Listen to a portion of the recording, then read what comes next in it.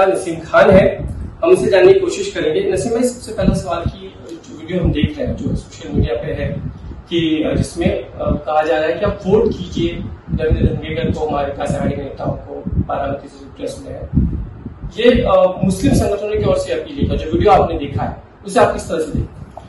देखिए, पहली बात तो उस वीडियो में कौन सा संगठन है ये डिफाइन नहीं हो रहा है, नंबर 1। और कोई भी संगठन, सामाजिक संगठन इस देश का सबको कानूनी अधिकार है कि किसको वोट देना, किसको वोट नहीं देना, किसको वोट देने की अपील करना, ये उनकी अपनी राय है।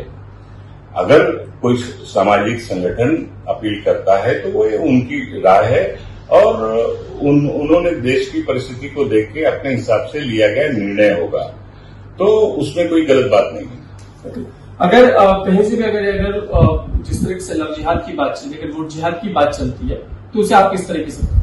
कौन कह रहा है? कहीं से प्रधानमंत्री की ओर से भी आता है, हमारा से फडणवीस जी उन्होंने भी ये बात इंटरव्यू में कही है, तो उस बारे में देखिए, जब इस देश में चुनाव आता है तो 4-5 चीजें हमेशा चर्चा में लाई जाती है। कभी हिंदुस्तान पाकिस्तान, कभी हिंदू और मुसलमान, कभी शमशान और कब्रिस्तान, और अब ये नया नैरेटिव लाने की कोशिश की जा रही है क्योंकि चुनाव चल रहा है। भारतीय जनता पार्टी के आज तीसरे फेज की पोलिंग पूरे देश में हो रही है। भारतीय जनता पार्टी और एनडीए के जितने भी घटक दल उम्मीदवार हैं सब बुरी तरह से पराजित हो रहे हैं। तो अब ये नया नैरेटिव फिक्स करने की कहीं न कहीं कोशिश की जा रही है भारतीय जनता पार्टी की तरफ से, जो उनके मोदी परिवार ट्विटर हैंडल से ट्वीट किया गया है। जिस तरह से अब नया नैरेटिव लाने की बात हो रही है। पहले हिंदुस्तान पाकिस्तान, हिंदू मुसलमान, शमशान कब्रिस्तान, और अब लव जिहाद, लैंड जिहाद और वोट जिहाद। तो इस तरह की बातें कर रहे हैं।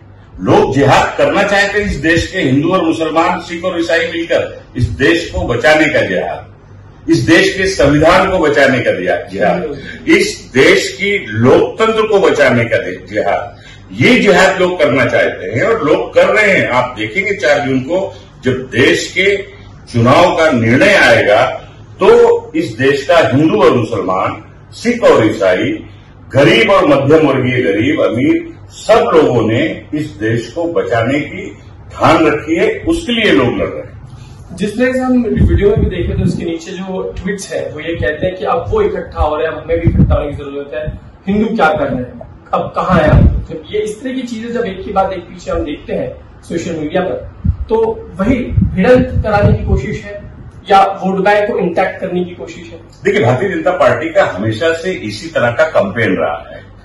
इस देश का हिंदू जागृत हो गया है। भारतीय जनता पार्टी के चेहरे पे पड़ा हुआ जो निकाब था वो उठ चुका है।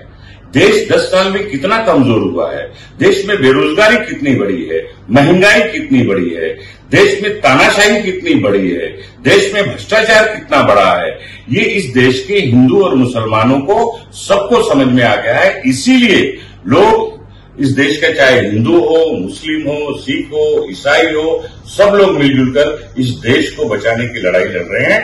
और कांग्रेस पार्टी, कांग्रेस के नेता राहुल गांधी जी, खड़गे जी, और चाहे महाराष्ट्र में शरद पवार जी हो, उद्धव ठाकरे जी हो, और अलग अलग राज्यों के जो राजनीतिक दल के नेता जो इंडिया गठबंधन में शामिल हैं, सब लोग एकजुट होकर एक आवाज में इस देश के लोकतंत्र और इस देश को बचाने की लड़ाई लड़ रहे हैं। और इस लड़ाई में देश का हिंदू और मुसलमान, सिख और ईसाई सब साथ है।